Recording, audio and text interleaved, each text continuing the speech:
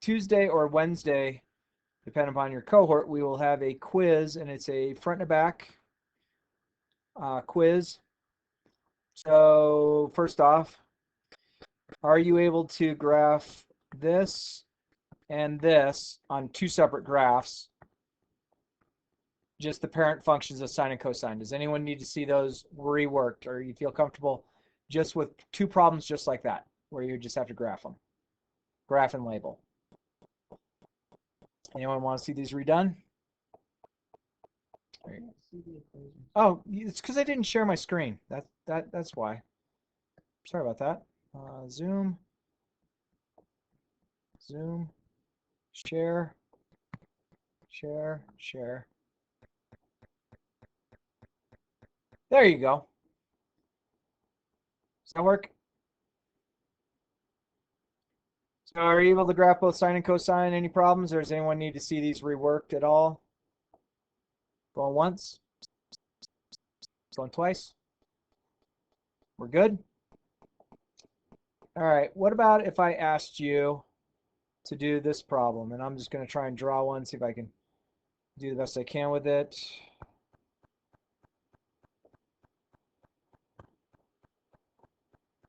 At a -3.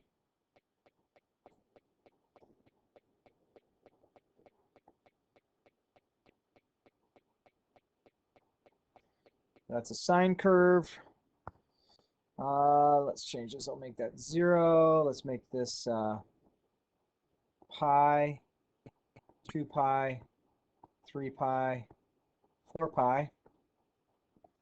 Okay, so does everyone feel comfortable because we're starting at the midline that we are talking about a sine graph? Is that okay so far? So what is my period of this?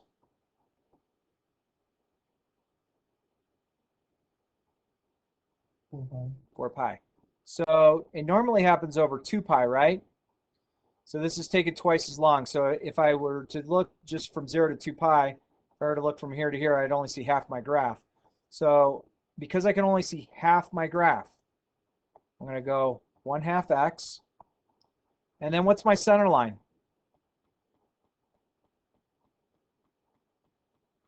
What's my center line seem to be? Done.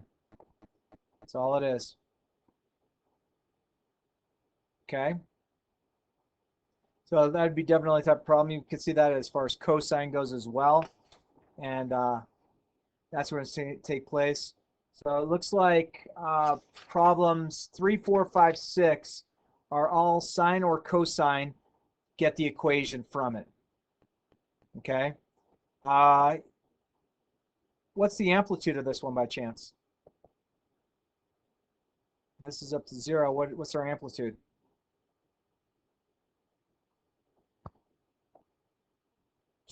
Three. So I'll put a 3 out in front as well.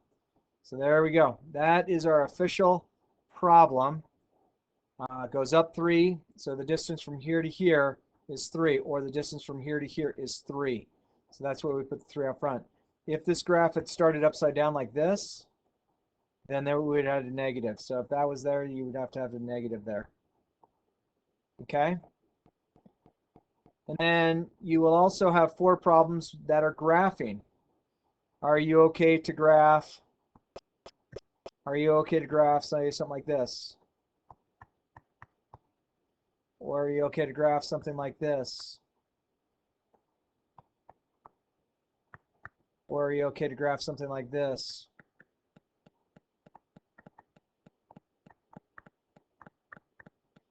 Or something like this?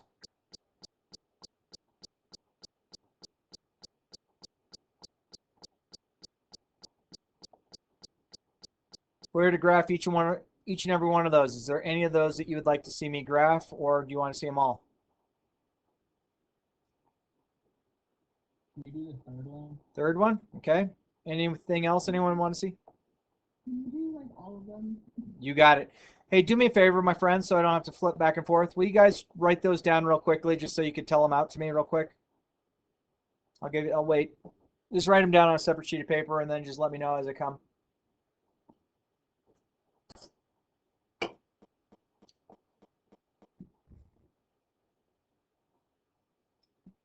So Is anyone, there a chance that we could maybe explain again what we're supposed to do with the numbers in front of the x in the equations? I will. So that goes along with, like, say, this one and this one. Is that what you're looking at? No, I was looking at the two. If you say sine 2x, I was looking at that too. Oh, the two. So the number that's in front of the sine or the cosine just talks about how far above or below the center line you go. So if you had a sine graph that did this, let's say this went up to 10, this would be like y equals 10 sine of x. You know, and I know I don't have everything written, but if I had like this, let's say this goes down to -8 and this goes up to +8, this would be y equals -8 sine x. The negative dictates where it starts or ends. But if you had cosine, if it started at a max, let's say that's a 5 and that's a 0, this would be y equals 5 cosine of x. But let's say we had a cosine that started as a min, like down here, and did this. Let's say if that was -7 and that's 0, that would give me y equals -7 cosine x. Did that answer your question? Is that okay? Cool. All right, are you ready for me to graph these? So y equals 2 sine x plus 7, is that what it was? I think it was plus 7. All right, so I'm going to just graph my normal sine curve. It was actually sine 2x plus 7, not 2 sine. Sine 2x, okay. Thank you. Sine 2x plus 7. Like that? Did I do that right now? All right, so let's just go ahead and label. I have 0. This happens at pi halves. This happens at pi. This happens at 3 pi over 2. And this happens at 2 pi. This normally happens at 1 and -1. And that's 0. So let's just draw our sine curve in. And then let's adjust our window. Okay? So this 0 is now going to be a 7. Agreed? So if that's 7, that means this is going to be an 8, and this is going to be a 6. And it's a positive 6. Everyone agree with that so far? Any questions on that happen? Okay, so this means this 2 here means it would happen twice between 0 and 2 pi. So what I'm going to do is I'm going to multiply everything by 2. And so this becomes, and then this by 2 as well. So 0 times 0 times 2 is 0. Those cancel, so that happens at pi. This happens at 2 pi.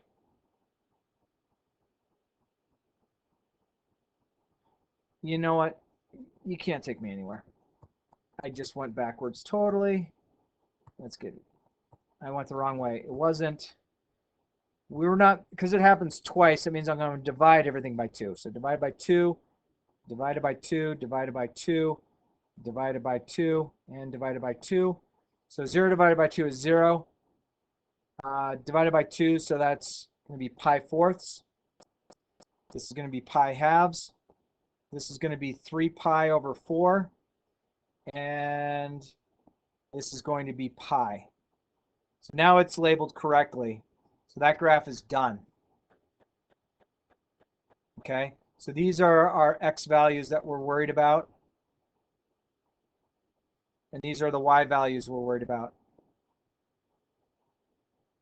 Okay? What was my second equation I gave you?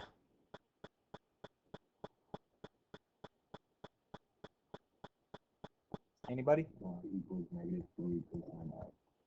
Just like this? Is that it? Okay. Yes. All right, so I'm going to draw a cosine graph in first.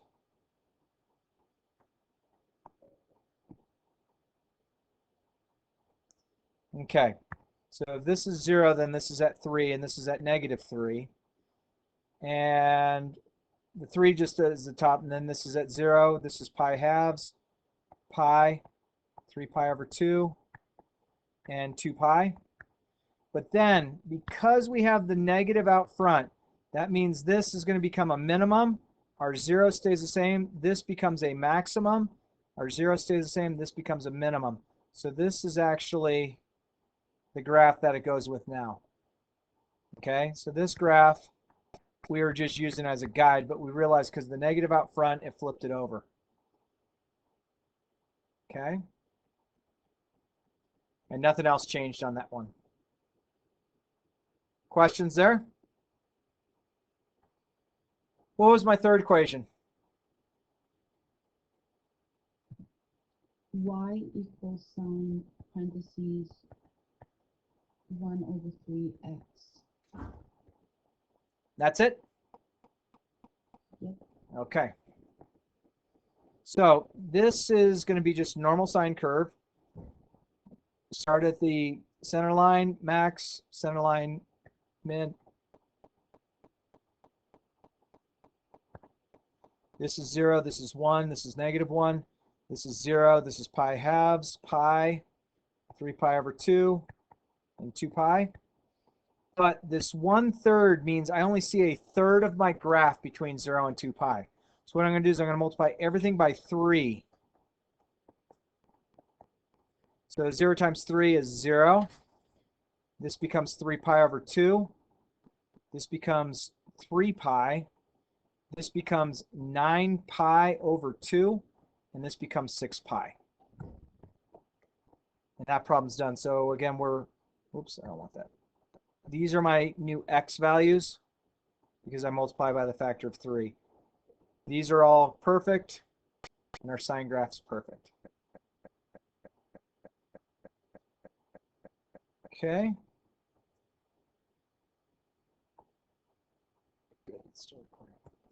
All right, what was my fourth equation?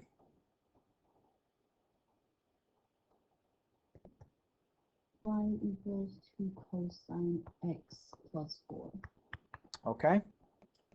All right, so it's cosine graph. So it's going to be at a max, a 0, a min, a 0, and a max, or a center line. So here's my cosine graph. If this is 0, then this is up to 2 because of that 2. This is down to -2 because of that 2. But that 4 changes things. So our center line becomes 4, that becomes 6, and that becomes +2. And we have 0, pi halves, pi, 3 pi over 2, and 2 pi. And that problem's done. We good for the quiz? I'll make it like 100 million points. Divided by like... What specifically is it trig what? Trig G through J. So it just has to do with the graphing. That's all it is. Graphing sine and cosine. No tangent graphing. Hey, come on in. It's yummy. So potatoes are in here or in that crock pot. This one got empty. And there's bowls here. And there's plenty of yummy. Thank you. Yep. Yeah. I just didn't move. I ate too many potatoes. All right, so let's take the notes on, or let's go over homework. Was there any questions on the homework, or do you want me to hold off on the homework and just do it next time? It's up to you, friends. Why don't? All right, so we'll hold off. So we'll have that A for next time, and then of course if you need extra time for B, you know, you're okay. We'll take care of it. But you should have the notes for B, I believe.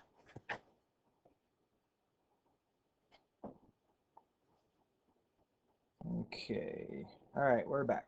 So exponential decay. Exponential decay means as we are coming to the asymptote, the horizontal asymptote.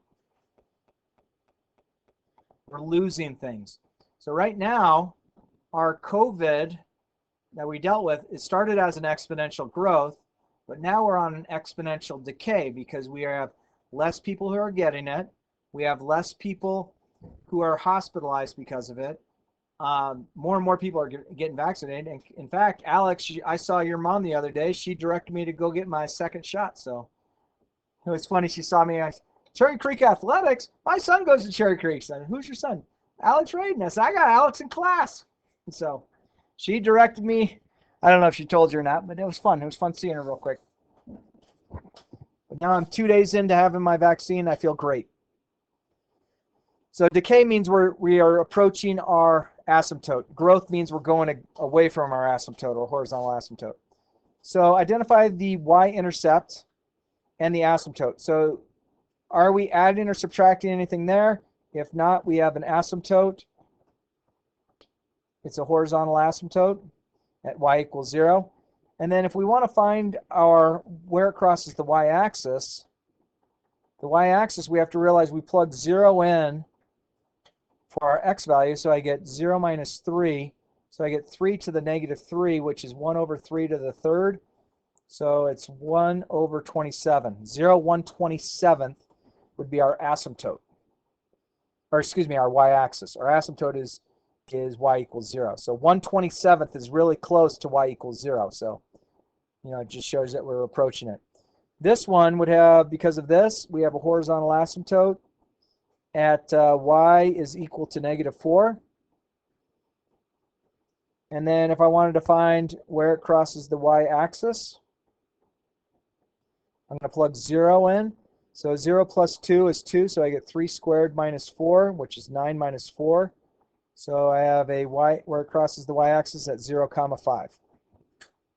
And that's all we have to do on those. So the big thing is realizing the y-axis, you plug a 0 in for the x value and go from there.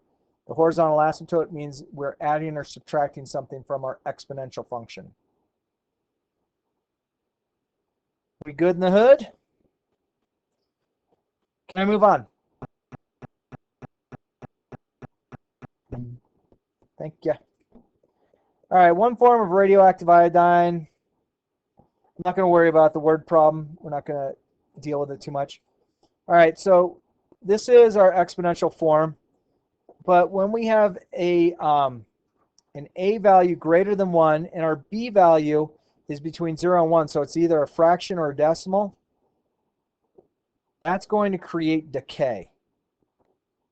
So again, decay means we're coming closer and closer to the horizontal asymptote. And then, I don't know, there's an arbitrary problem. What is the value of 2/3 to the negative 2? That's going to be 3 over 2 to the second, which is 9 over 4. Oh, you're so welcome. We had baked potato bar in my office today, and oh yeah, we enjoyed. I don't know if you like baked potatoes or not, but I think we did a good job. All right, so state whether it's exponential growth or decay. So what we're looking at is my x value just a positive? Yes. Is this between 0 and 1? Yes. So this is decay. This one, is my x value positive? Yes. Is this between 0 and 1? Well, 3 over 2 is 1.5, so it's growth. I have to recognize I have a negative exponent, so that means I'm going to have this. So I don't have a negative exponent. And then I look at this base. 4/3 is 1.3. 1.3 is bigger than 1, so this is growth. And then this one, a lot of people say, oh, it's got to be decay. Well, that means it's going to be 10 1/3 raised to the x. It's no longer negative. And then when you look at that base of your exponent, that's 1/3 is between 0 and 1, so this is decay.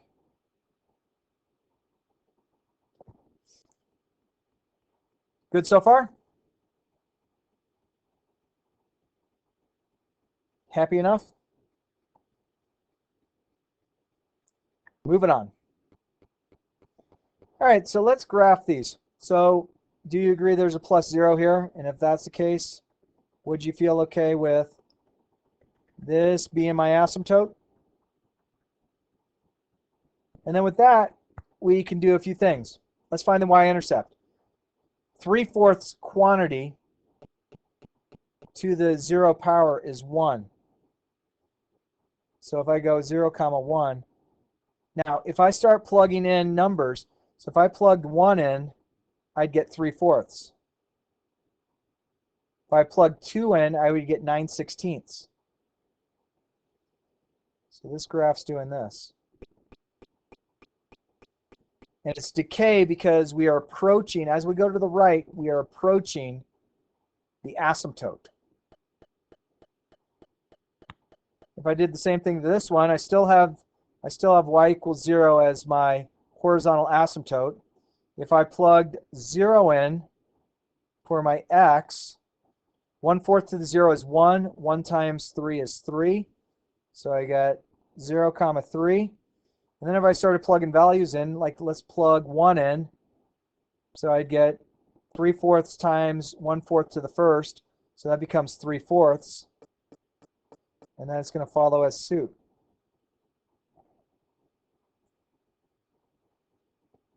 Again, it's decay because as I go to the right, it is approaching the asymptote. It's not growing away from it. Okay? Makes sense so far? Now, I just used a couple of points. I'm not worried about plotting all day long to get there.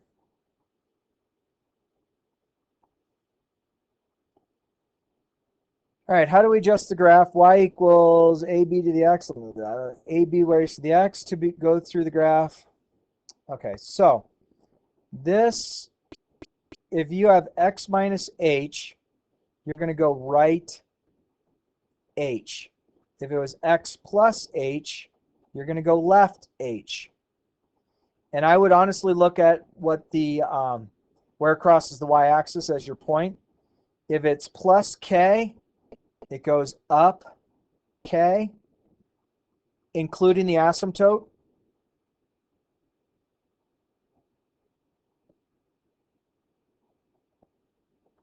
If it's minus k, we go down k. And that's also including the asymptote. Okay, so the shifts right, left, up, down are all the same from there. All right, gotta move that out of the way. Okay, so let's try and graph this. This one we'll do in blue. I got a plus 0, so I have an asymptote here.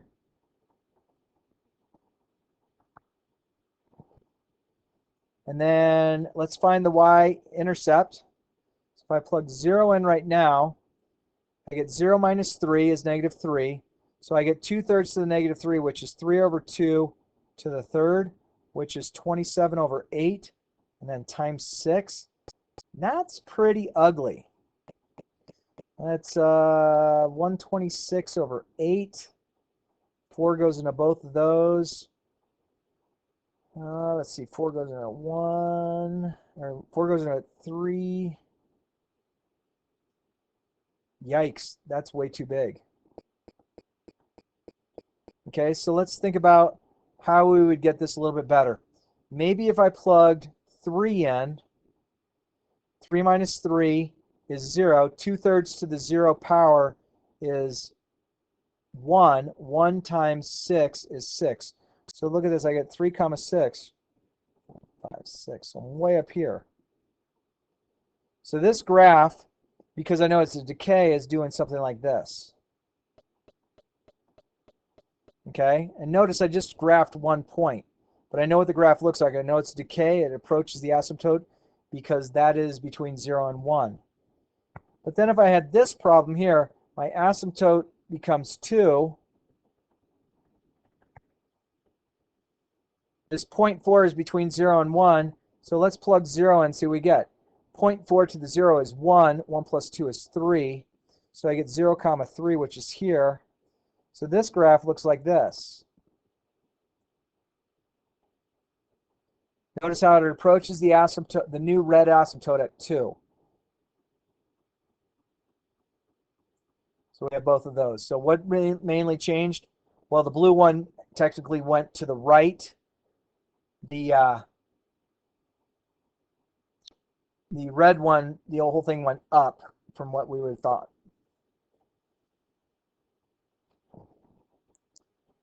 All right, this has a plus 0 behind it. So I have an asymptote right there, so I get y equals 0 as my asymptote. Let's plug 0 in for x, so 2/3 to the 0 power is 1. 1 times -6 is -6. 1, 2, 3, 4, 5, -6. Okay, this is also decay, but notice this. I have a negative out front, so this graph actually does something like this. It's still decay because as I go to the right, we approach the asymptote.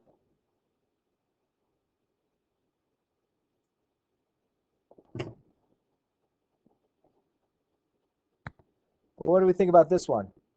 Still got the 0, so we still have the same asymptote. So how are we going to figure out some points? This negative is going to make the graph look similar, but I'm trying to figure out what I should plug in. I think I might plug in -3. And the reason I'm plugging -3 in is I get -3 plus 3 is 0. 1/4 raised to the 0 power is 1. 1 times -2 is this. So I get -3, -2. So this graph kind of looks like this. And notice if I just have an understanding of what the graph looks like, I can draw it pretty easily without representing a whole lot. Doesn't make sense to plug values in that are way far to the right because they become tiny little fractions really close to 0. In this case, they'd be negative numbers because we're on the bottom side of 0 in the x direction or in the y direction. Okay? All right, identify the y-intercept and the asymptote. So there's nothing here, so I have an asymptote at y equals 0. So that's our horizontal asymptote. If I want to find the y-axis, I'm going to plug 0 in. 0 minus 3 is -3. 1/3 to the -3 is going to be 3 to the 3rd, which is 27. And then I get 27 times 7. Oh my gosh, 9 carry the 4, 14, 189, 0, 189. Yeah, good luck graphing that one, my friends. Counting like crazy, going, hang on, don't talk to me, I'm still counting. This one has a horizontal asymptote at 7 because I added 7.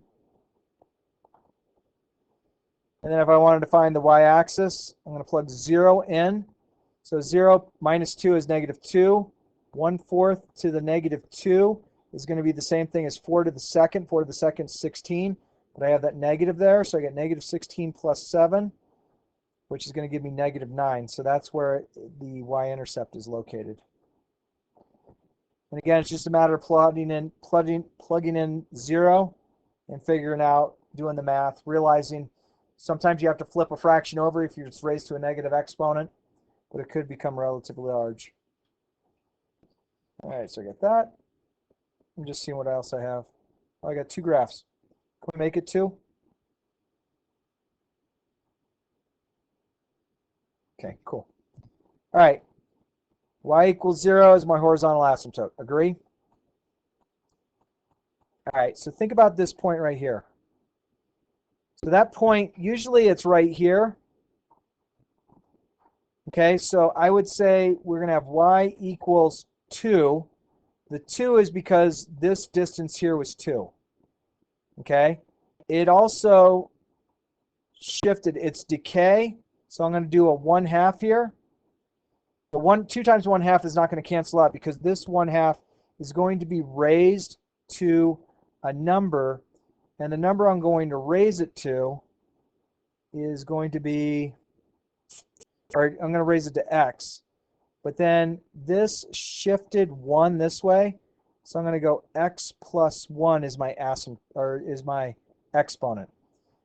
I think that problem's done. It'll be better when we are in class to see this. So if you see this on your homework, know that we'll do it in class together and we'll do a little bit better. And then state the domain. The domain of this is going to go from negative to positive infinity. The range is going to go from round bracket 0 to infinity because it's going upward. Okay, the 0 represents the horizontal asymptote. That's why it's a rounded bracket. Last question for the day. So things I know, This is y equals 0 as my horizontal asymptote. It's a growth. It's going away. So I'm going to have a negative out front. And I need to find a point that I can rely on. I'm going to rely on that right there. So I would say there's a -1.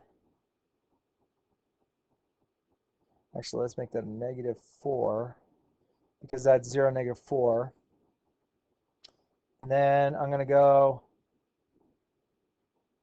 1/2.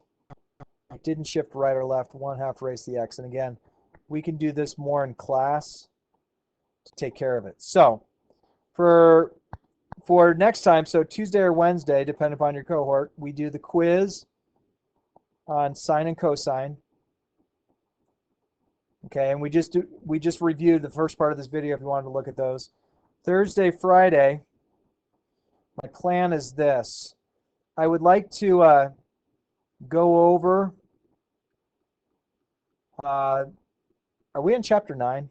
I don't even remember. Is it 9a and 9b?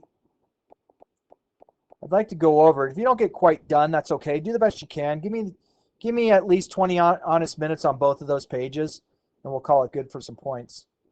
But that's what I basically have for you for today. If you wanted extra help on the graphing, feel free to come see me before school.